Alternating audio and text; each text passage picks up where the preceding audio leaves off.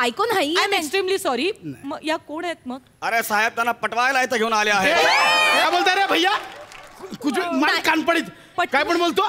Madam तुम्ही काय interest आहे तुम्हाला या माणसात? अहो माझा काही संबंध नाही यांच्याशी. आम्ही कलिग्स आहोत, ऑफिस मध्ये एकत्र आहोत ना. त्यांनी मला सांगितलं की इथे चांगली पाणीपुरी मिळते म्हणून मी इथे आले यांच्यासोबत. खांडेकर काय म्हणतायत आणि हा मगाशी काय म्हणाला की तुम्ही मला इथे पटवायला घेऊन आलात? हे बघा मला तुमच्यात काही इंटरेस्ट नाहीये.